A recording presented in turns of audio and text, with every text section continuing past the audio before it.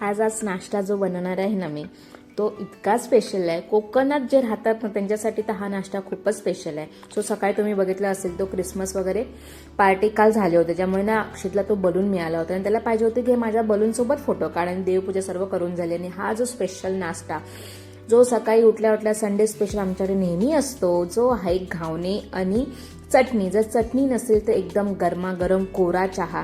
आणि मी गरम गरम असा घावणे करत होते आणि अक्षयला आणि प्रशांतला देत होते आणि खूप छान असे खूपच छान झाले होते आणि कधी कधी उलटत नाहीत.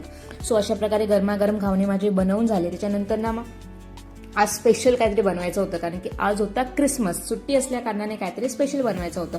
सो नाश्ता वगैरे करून झालं.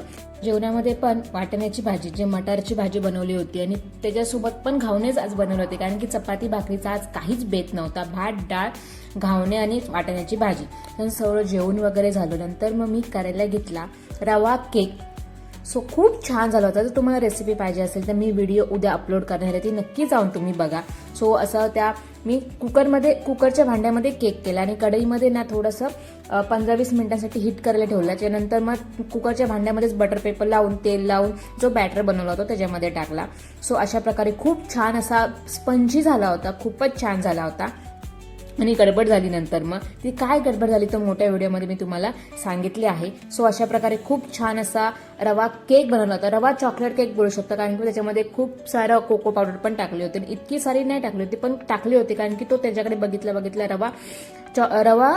रवा चॉकलेट केक वाटत होता. सो अशा प्रकारे खूपच स्पंजी झाला होता. आणि त्याच्यामध्ये जी सुरी टाकली नाही तर मग टूथपिक आपण जे टाकतो त्याच्याने चेक केलं ना की खूपच तो एकदम त्या सुरीला किंवा टूथपिकला ना तो केक अजिबात चिकटला नाही. जवळजवळ मला ना 35 ते 30 मिनिटं लागली तो केक बनवायला.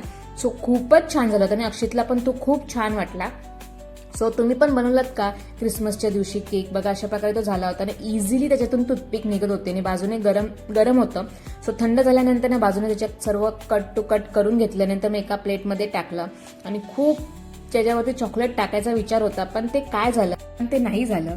सो अशा प्रकारे खूप छान असा टेस्टी असा रवा केक झाला होता. तो आम्ही 4-5 दिवस तोच खाल्ला, कारण की अक्षितला पण तो खूप आवडला. त्याने पण काय एक्सप्रेशन काय बोलला तो केक खाल्ल्यानंतर. सो ही व्हिडिओ शेवटपर्यंत बघा, खूप छान त्याचे एक्सप्रेशन होते. सो ही व्हिडिओ आवडली असेल तर नक्की लाईक करा, शेअर करा. असा होता माझा आजचा दिवस.